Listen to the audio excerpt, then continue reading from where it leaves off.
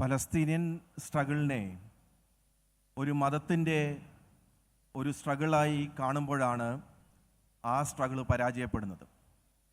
Palestinian struggle എന്ന് പറയുന്നത്, Palestinian ജനങ്ങളുടെ പോരാട്ടം എന്ന് പറയുന്നത്, അത് നമ്മൾ ഈ ലോകരാജ്യങ്ങളും പ്രത്യേകിച്ച് ഇന്ത്യയിലൊക്കെ വിവരിക്കുന്ന പോലെ ഒരു മുസ്ലിമിൻ്റെ ഒരു പ്രശ്നമല്ല. കാരണം നമ്മൾ ചരിത്രത്തിൽ കൂടെ നമ്മൾ കടന്നു പോകുമ്പോൾ ഇന്ന് കാണുന്ന ഒരു ജുഡായിക് അല്ലെങ്കിൽ ക്രിസ്ത്യൻ ട്രഡീഷൻ എന്നൊക്കെ പറയുന്നത് ഒരു 100 വർഷത്തെ ഒരു ചരിത്രം മാത്രമേ അതിനുള്ളൂ. അതിനു മുമ്പേ ഒരു 800 വർഷം മുമ്പേ പുറമോട്ട് തിരിഞ്ഞു നോക്കുമ്പോൾ ജൂതന്മാരെ മുഴുവനും കാലാകാലങ്ങളിൽ കൊന്നൊടുക്കിയത് മുഴുവനും ക്രിസ്ത്യൻ ഭരണകൂടങ്ങളാണ്. നമ്മൾ ഓരോ കാര്യങ്ങളെടുത്ത് 14-ാം നൂറ്റാണ്ടിലെ ബ്ലാക്ക് പ്ലേഗ് എന്ന് പറയുന്ന ഒരു വലിയ ഒരു വംശഹത്യയുണ്ട്. ഒരു പ്ലേഗ് ഉണ്ടായി, അത് ജൂതനാണ് അതിൻ്റെ കാരണക്കാരെന്ന് പറഞ്ഞ് അവരെ കുറേ പേരെ കൊന്നു. അതിനുശേഷം ബ്ലഡ് ലൈബൽ എന്ന് പറയുന്ന ഒരു സമ്പ്രദായം അത് ക്രിസ്ത്യൻ രാജ്യങ്ങളിൽ നടപ്പാക്കിയതാണ്. ജൂതനെ ക്രിസ്ത്യൻ യൂറോപ്പ്, മെഡീവൽ യൂറോപ്പ് കണ്ടുകൊണ്ടിരുന്നത് ക്രൈസ്റ്റ് കില്ലേഴ്സായിട്ടാണ്. അതായത് ക്രിസ്തുവിനെ കൊന്ന ജൂതന്മാർ. അതുകൊണ്ട് ഈ ബ്ലഡ് ലൈബൽ എന്ന് പറയുന്ന അന്നത്തെ ഒരു ട്രഡീഷനാണ്. അതായത്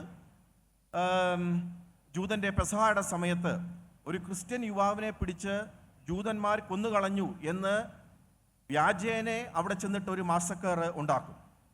ജൂതൻ എന്ന് പറയുന്നത് ഒരു പ്രത്യേക സൈറ്റനിക് മാജിക് ഉള്ള മനുഷ്യരാന്ന് പറഞ്ഞ് അവരെ കൊന്നുകളഞ്ഞിട്ടുണ്ട്.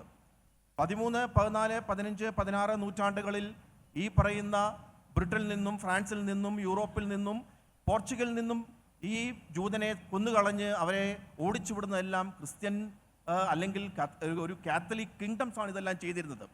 15-ാം നൂറ്റാണ്ടിൽ നിന്ന് അല്ലെങ്കിൽ 16-ാം നൂറ്റാണ്ടിലെ സ്പാനിഷ് ഇൻക്വിസിഷനിൽ ഓടി വന്ന് അവിടുന്ന് പലായനം ചെയ്യപ്പെട്ടു പോയ ഈ ജൂതന്മാർ ഈ കേരളത്തിൽ വന്ന് താമസിച്ചിട്ടുണ്ട്. അവരെ അന്ന് വിളിക്കുന്നത് ന്യൂ ക്രിസ്ത്യൻസ് എന്നാണ്. ഒന്നെങ്കിൽ ക്രിസ്ത്യാനിയാകണം അല്ലെങ്കിൽ കൊല്ലപ്പെടും. ഇത്രയും ഞാൻ പറയാനുള്ള കാര്യം, ഇപ്പോൾ ഇതൊരു ക്രൈസ്തവ ഒരു ജൂത ഒരു സംഘർഷത്തിൻ്റെ ഒരു സൈഡിലും മുസ്ലിം ഒരു അതറിങ് ആയിട്ട് ഒരു വേറൊരു സൈഡിലും നിർത്തിക്കൊണ്ടുള്ള ഈ പോരാട്ടം അജ്ഞത കൊണ്ട് ഉണ്ടാകുന്ന ഒരു കാര്യമാണ്. മാർട്ടിൻ ലൂതർ പ്രൊട്ടസ്റ്റന്റ് സഭയുടെ അല്ലെങ്കിൽ പ്രൊട്ടസ്റ്റന്റ് സഭകളുടെ അതിൻ്റെയൊക്കെ ഒരു എന്താ പറയുന്നത് ഒരു തുടക്കക്കാരൻ എന്ന് പറയുന്ന Martin Luther, a great reformer, അദ്ദേഹത്തിൻ്റെ പുസ്തകം എന്ന് പറയുന്നത് on the Jews and their lies എന്ന് പറയുന്ന പുസ്തകമാണ് ആൻറ്റി സെമിറ്റിക്കും ഹൊളോകോസ്റ്റും തന്നെ വഴിവെച്ച പുസ്തകം എന്ന് പറയുന്നത്. ഇതിനൊക്കെ അപ്പുറവുമായിട്ട് തിയോഡോർ ഹെർസൽ, അദ്ദേഹമാണ് വേൾഡ് സയനിസ്റ്റ് ഓർഗനൈസേഷൻ ആരംഭിക്കുന്നത്.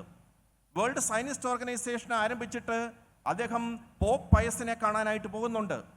പോപ്പ് പയസിനെ കാണാനായിട്ട് പോകുന്നതെന്ന് പറഞ്ഞു കഴിഞ്ഞാൽ പലസ്തീനിൽ ഇസ്രായേൽ സ്ഥാപിക്കണം, ജൂതരാഷ്ട്രം സ്ഥാപിക്കണം എന്ന് പറഞ്ഞു പോകുന്നതാണ്. പോപ്പ് പയസ് പറഞ്ഞു ഒരു കാരണവശാലും നടക്കില്ല, നിങ്ങൾക്ക് വേണമെങ്കിൽ ക്രിസ്ത്യാനിയാകാം, അവിടെ പോയി അവിടെ ഒരു ജൂതരാഷ്ട്രം ഉണ്ടാക്കുവാനായിട്ട് നമ്മൾ അനുവദിക്കത്തില്ല. അങ്ങനെയാണ് ഉഗാണ്ട സ്കീമിലേക്ക് വരുന്നത്. ജൂതന്മാർക്ക് വേണമെങ്കിൽ ഉഗാണ്ടയിൽ പോയി താമസിക്കാം. ഞാൻ ഇത്രയും ഇനി കുറേ പറയാനുണ്ട്. പക്ഷെ ഇതിൻ്റെ എല്ലാ ഒരു നറേഷൻ എന്ന് പറയുന്നത് അടിസ്ഥാനപരമായിട്ട് ഇത് അല്ലെങ്കിൽ പലസ്തീനിയൻ സ്ട്രഗിൾ എന്ന് പറയുന്നത് ഒരു മുസ്ലിം സ്ട്രഗിൾ അല്ല, ഒരു മുസ്ലിം കമ്മ്യൂണിറ്റിയുടെ സ്ട്രഗിൾ അല്ല. ആ സ്ട്രഗിൾ എന്ന് പറയുന്നത് ജനങ്ങൾക്ക് അവർക്ക് സ്വാതന്ത്ര്യത്തിന് വേണ്ടി, അവരുടെ നിലനിൽപ്പിന് വേണ്ടി, അവർക്ക് ജീവിക്കുവാൻ വേണ്ടി, for their livelihood, for their dignity, for their sovereignty, that is the struggle is all about. അതിനെ വെറുതെ ഈ പറയുന്ന കുറേ കാര്യങ്ങൾ, കുറേ മതത്തിൻ്റെ കുറേ നൂലാമാലകൾ കൊടുത്ത് അതിൻ്റെ ആ സ്ട്രഗിളിൻ്റെ തന്നെ ഒരു പോരാട്ട വീര്യം അല്ലെങ്കിൽ അവരുടെ തന്നെ ഒരു കോസ് നമ്മൾ തന്നെ നശിപ്പിച്ച് കളയുകയാണ്. നമ്മൾ കുറച്ചുകൂടെ ഒന്ന് ചിന്തിക്കുവാണെങ്കിൽ പലസ്തീനിയൻസ് എന്ന് പറയുന്ന ഏറ്റവും ഒരു സെക്യുലർ ജനതയാണ്. അവരുടെ ഒരു മൂവ്മെൻ്റ് എന്ന് പറയുന്നത് ഫത്തായും ഒക്കെ ഉള്ള മൂവ്മെന്റ് എന്ന് പറയുന്ന ഒരു സെക്യുലർ ഡെമോക്രറ്റിക് കൺട്രി എന്നാണ് അവരതിനെക്കുറിച്ച് പറയുന്നത്. നമ്മൾ പലസ്തീനിയൻ മൂവ്മെന്റിലേക്ക് നോക്കുമ്പോൾ അറാഫത്തിന്റെ കൂടെ ഒപ്പമുണ്ടായിരുന്ന അവരുടെ ഏറ്റവും പ്രധാന ആളെന്ന് പറയുന്നത് ഹന്ന മലാഖി എന്ന് പറയുന്ന ആളാണ്. അറാഫത്തിന്റെ right hand, he was a Greek Orthodox. അതുപോലെ തന്നെ പലസ്തീനിയൻ മൂവ്മെന്റിന്റെ ഏറ്റവും കമ്മ്യൂണിസ്റ്റ്, മാർക്സിസ്റ്റ്, ലെനിനിസ്റ്റ് 2 പാർട്ടികൾ DFLP, PFLP, ഇവരാണ് ഈ പറയുന്ന 70കളിലെ ഈ പിന്നെയാണെങ്കിൽ ഫ്ലൈറ്റുകളൊക്കെ പോയി ഹൈജാക്ക് ചെയ്യുന്നത്. അതിൽ ഒരാൾ ജോർജ് ഹബാഷ്, രണ്ടാമത്തെ ആളുടെ പേര് വാദി ഹദാദ്. 2 പേരും അവർ രണ്ടുപേരും അവിടുത്തെ ക്രിസ്ത്യാനികളാണ്. ഒരാളെ ചോക്ലേറ്റ് ഏറ്റവും ഇഷ്ടപ്പെടുന്ന ആളെ മൊസാദ് ചോക്ലേറ്റ് കൊടുത്താണ് കൊല്ലുന്നത്. ഞാൻ പലസ്തീനിൽ ജെറുസലേമിൽ ഒരു 2 വർഷം താമസിച്ച ആളാണ്. എൻ്റെ ജീവിതത്തിലെ ഏറ്റവും വലിയ ഞാൻ കണ്ട ഇന്ന് നറേറ്റീവിന് വളരെ വിപരീതമായ ഒരു കാര്യം അതുകൂടെ പറഞ്ഞ് ഞാൻ അവസാനിപ്പിക്കാം. ആ നറേറ്റീവ് എന്ന് പറഞ്ഞാൽ 2000-ലെ ബേത്ലഹേമിലെ ക്രിസ്മസ് ആണ്.